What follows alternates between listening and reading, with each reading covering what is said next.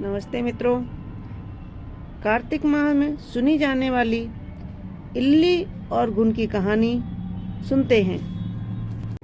एक इल्ली थी, एक घुन था। इल्ली बोली, आ घुन, दोनों कार्तिक नहाए। घुन बोला, तू तो गिरी और छुआरे में रहती है, तो तेरे में ताकत ज़्यादा है। मैं तो नहा लिया, मैं तो मोट बाजरे में पड़ा रहता हूँ, मैं तो नहीं नहाऊंगा। मैं तो हरा स्नान भरा दाना खाऊंगा, ठंडा ठंडा पानी पीऊंगा। फिर इल्ली तो रोजाना रानी की पल्लू में लगकर स्नान करने जाने लगी और घुन नहीं जाता था। कार्तिक उतरते ही पूर्णिमा को दोनों मर गए। इल्ली कार्तिक नहाई थी, इसलिए उसने राजा के घर जन्म लिया, राजकुमारी बनी, और घुन राजा के घर मेढ़क बना। फिर राजकुमारी का ब्याह रचाया, और जब विदा का समय आया तो राजकुमारी का बैल रुक गया। तो राजा ने पूछा कि बैल क्यों रुका, तेरे को क्या चाहिए, मांग ले। राजकुमारी बोली कि मेरे को मेढ़क देना, सोने की सांकल में बांधकर मेरे रथ के पीछे बांध दो। सबने कहा, राजकुमारी, मेढ़क क्या क्या मांगा, तेरे को तो कुछ धन और दौलत मांगना चाहिए थी, वो दे देते। लेकिन उसने कहा कि मेरे को तो मेढ़क ही चाहिए। उसने रथ के पीछे मेढ़क बांध दिया।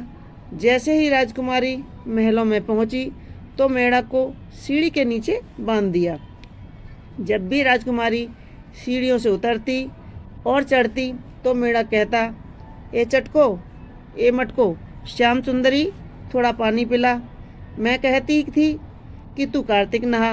एक दिन राजकुमारी की देवरानी ठानी ने सुन लिया और सोचा कि राजा को कोई रानी लाया है या जादूगरनी।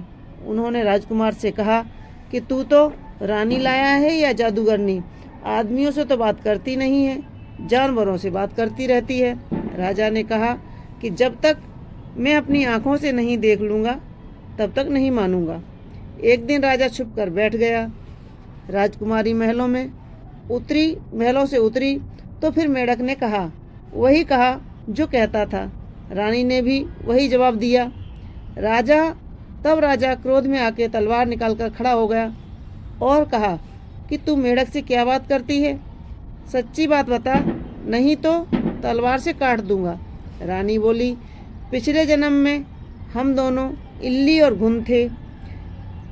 इसको मैंने कहा था कि आ दोनों कार्तिक नहाए, यह तो नहीं नहाया और मैं नहा ली, इसलिए हम दोनों पिछली बात करते हैं। राजा ने कहा कि कार्तिक में गंगा स्नान का इतना फल होता है, तो हम दोनों भी जोड़े से कार्तिक नहाएंगे और खूब दान पुण्य करेंगे, जिससे हम आगे इससे ज़्यादा फल मिले। दोनों ने कार्तिक नहा। राजा और रानी दोनों ने कार्तिक नहाना शुरू कर दिया। राजा के घर में खूब धन संपत्ति हो गई। कार्तिक महाराज जैसी इल्ली को दिया सबको देना, जैसा घुन को दिया वैसा किसी को न देना। यह थी कार्तिक स्नान में के बाद रोज नित्य सुनने वाली इल्ली और घुन की कहानी।